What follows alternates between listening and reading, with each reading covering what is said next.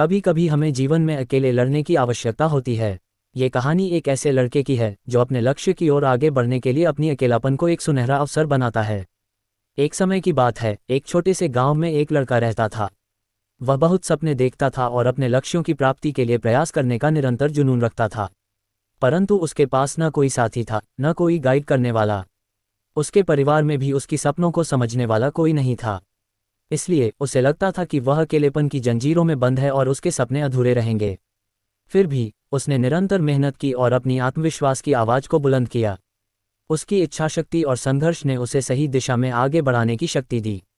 एक दिन उसे अपने गांव के बाहर एक पुस्तकालय का पता चला। वह आश्चर्यचकित हुआ क्योंकि उसे पहले कभी ऐसी जगह नजर नहीं आई थी। धीरे धीरे उसने उस पुस्तकालय के दरवाजे पर कदम रखा। वहां जाकर उसने देखा कि लोग पुस्तकों के बीच खोए रहते हैं और वहां की शांतिपूर्णता और ज्ञान के वातावरण ने उसे संतुष्ट कर दिया। अपनी उत्कृष्टता को पहचानते हुए उसने निर्णय किया कि वह पुस्तकालय में समय बिताएगा। धीरे धीरे वह पुस्तकालय की विभिन्न किताबों को पढ़ने लगा और नई दुनिया की खोज में निकल पड़ा।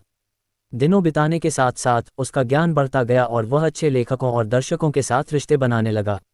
इसी के साथ उसने लिखने का भी मन बना लिया। उसने कई लेख लिखे जिसमें से उसका एक लेख प्रकाशित हुआ और उसे अवसर मिला अपने लेखकीय कौशल को दुनिया के सामने प्रदर्शित करने का। वह लड़का जिसने कभी अकेलापन को एक रुकावट समझा था, अब एक प्रेरणादायक उदाहरण बन गया। लोग उसे मान्यता देने लगे और वह लड़का अपने लक्ष्यों की ओर अग्रसर होने में सफल हुआ। इस कहानी से हमें ये सीख मिलती है कि अकेलापन को एक सुनहरा अवसर बनाने के लिए हमें संघर्ष करना चाहिए। हमारी संयमितता, समर्पण और मेहनत हमें अपने लक्ष्यों की प्राप्ति की ओर आगे बढ़ा सकती हैं। कभी कभी हमें जीवन में अकेले लड़ने की आवश्यकता होती है।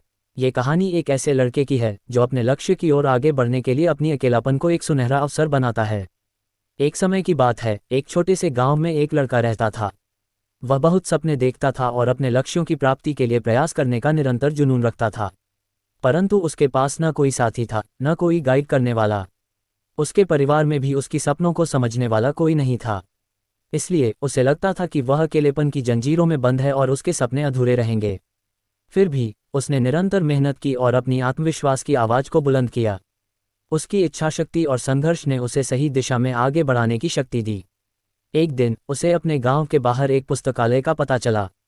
वह आश्चर्यचकित हुआ क्योंकि उसे पहले कभी ऐसी जगह नजर नहीं आई थी। धीरे धीरे उसने उस पुस्तकालय के दरवाजे पर कदम रखा।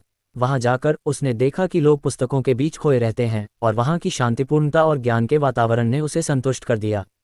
अपनी उत्कृष्टता को पहचानते हुए उसने निर्णय किया कि वह पुस्तकालय में समय बिताएगा। धीरे धीरे वह पुस्तकालय